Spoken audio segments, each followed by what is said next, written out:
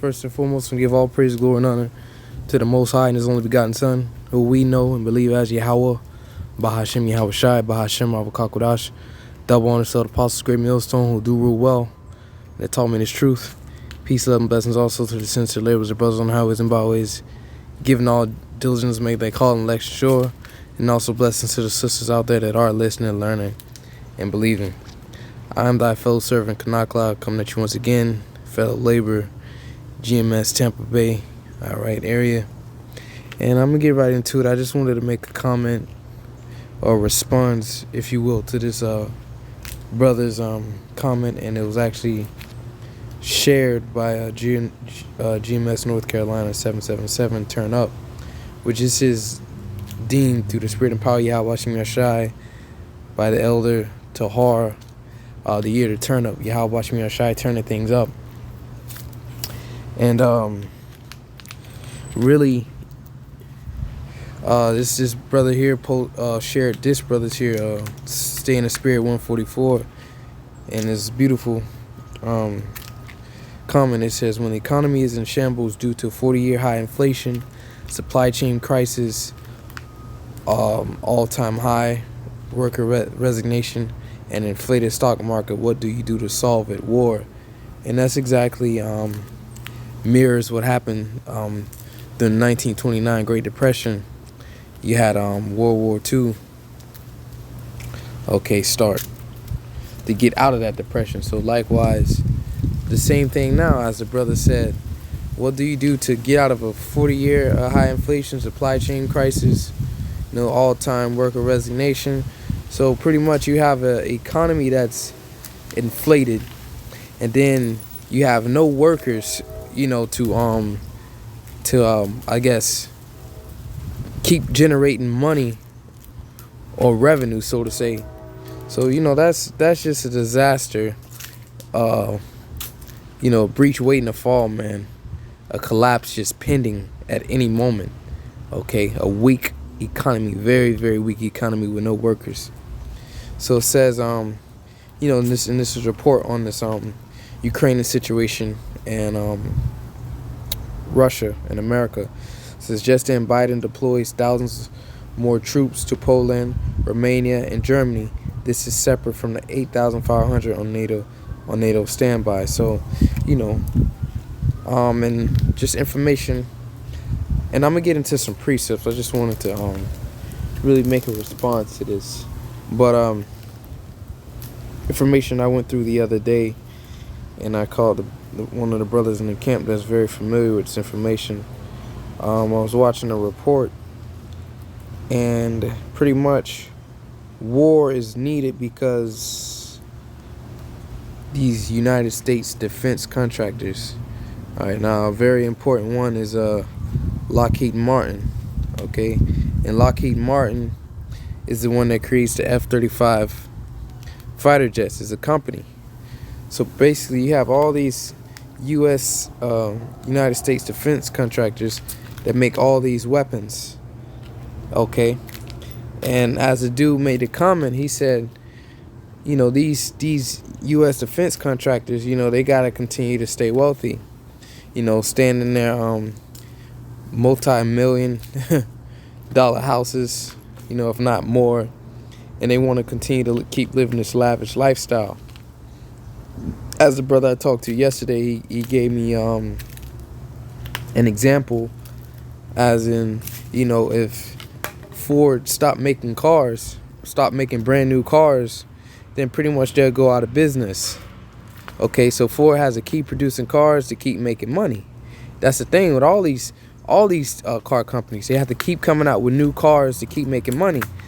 So if people stop buying, if there's no more war, people stop buying fighter jets, bombs, tanks, bullets, etc.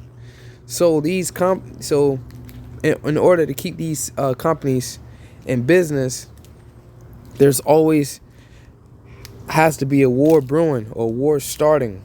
All right, because these companies go bankrupt if there's no war, because they make weapons of war. Okay, so that's why you have, war is profitable. War brings in lots of money. And the U.S., man, they're a war machine. The U.S. is a generator of war. But pursuant to Bible prophecy, which I'm about to tie into now, all right, this third world war they're about to enter into is going to be their demise. Okay, this is going to bring forth their destruction. Okay, so let's, matter of fact, I had this Job 18, but we're going to come back to that. This is Isaiah, because, you know, they ain't dealing with Iraq or Iran or some little, you know, third world country. You know, they're dealing with superpowers, okay? Nuclear superpowers, if you will, Russia. Okay, so let's get this real quick. This is Isaiah 9:5. It says, "For every battle of the warrior is with confused noise and garments rolled in blood. But this shall be with burning and fuel of fire." So that's what this war is going to consist of. Burning, fuel, and fire, which is a description of a nuclear war. Okay, there's not, you know, there's going to be a conventional war, you know, shooting one another. But this war ultimately is going to lead up to a nuclear war. Okay? Dealing with Russia. So let's go to matter of fact, and this is why love of money. Let me look it up real fast. You know, because of their love of money, man. They just trying to generate war. First Timothy 6 verse 10, it says, "For the love of money is the root of all evil." So because they love money and they will do anything to get money, which is start wars, and war is the closest thing to hell on earth. I never been to war, but I've seen people respond or comment. You know, people say, you know, we don't like war. You know, anybody that been to war, as they say, they don't want to go to war. War isn't good. You know, war is hell on earth, as they say. So, but these companies, as I showed you, that make these U.S. defense contractors that make all these weapons, they got to stay in business. So in order for them to continue to make money, they're going to generate hell, man, which is war. They don't care if how many civilians die. They don't care how many people lose their sons and their daughters or their dads and whatever the case may be. They don't care, because for their love of money, millions upon millions of people are put to death in wars, but they don't care. So that's an evil thing.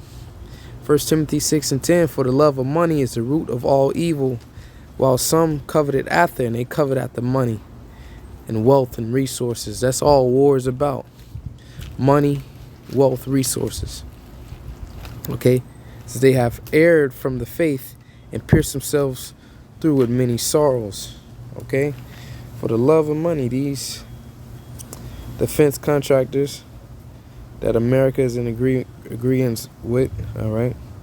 All these pretty much they're U.S. companies, okay? And you know, it was one point in time where Turkey was going to buy the F-35 fighter jets. Who they was gonna buy those from? Lockheed Martin, the top one right here. Okay, and what those planes cost, what? I believe now the current price is like $70 to $80 million per plane. Okay, so that's a lot of money. So let's go back to this. For the love of money is the root of all evil. And I'm going off the spirit. Just I had one lined up, but as I'm going, certain precepts are hitting me. But let's go back to Job 18. Okay, Job 18. We're gonna start at 5. It says, "Yea, the light of the wicked shall be put out." And who is the wicked? All right, Esau, Edom, the so-called white man. All right, and his cash cow, the United States.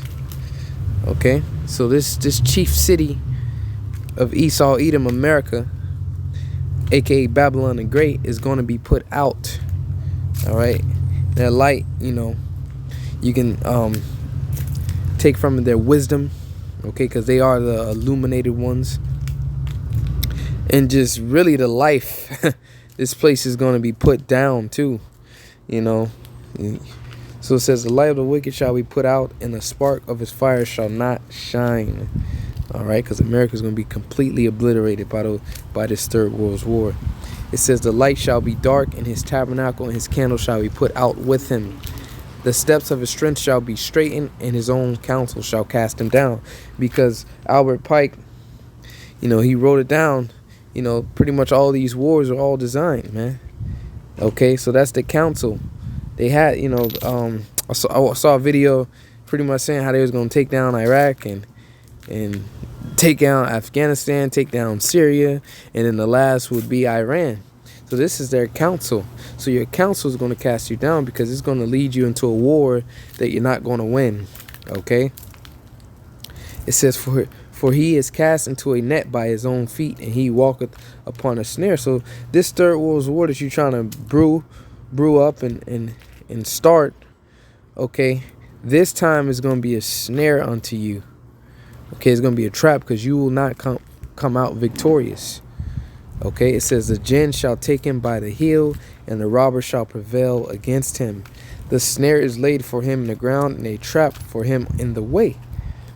Okay, so you seen how this is another way you can generate millions, if not billions of dollars.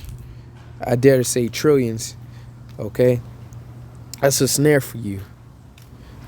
It says, the snare is laid for him in the ground, and a trap for him in the way. Terrors. Okay, because you can go into this war, and you're going to go into the... I'm going to keep reading. It says, terror shall make him afraid on every side, and shall drive him to his feet. His strength shall be hunger bitten, and destruction shall be ready at his side. Because that's what's going to come upon you. You're going to be completely destroyed in this third world war, to the point that even your own European allies, pursuant to Revelation the 17th chapter, even your own European allies, the 10 horns, they're going to hate you and shoot fire on you, and also too, because you have to understand, the United States is the one that's provoking this war, putting their weapons all in Europe, okay, and on pretty much in different regions surrounding Russia. Okay, that's what's happening. So these countries, your own allies, are going to realize that, hey, this guy, America, aka Babylon the Great, they're the reason why, all right, this war has started. They're the problem. They're the issue. It's not Russia. Okay, it's you. It says, it shall devour his strength of his skin, even the firstborn of death shall devour his strength. And that's firstborn of death. That's concerning Yahushua. Because while you in the midst of this third world war, these nations are going to shoot missiles on you. Yahushua going to come in the midst and just destroy and completely devour all of you nations, man. Okay? It says, his confidence shall be rooted out of his tabernacle, and it shall bring him to the king of terrors. So that confidence that America has, and especially, you average Americans, we're the best.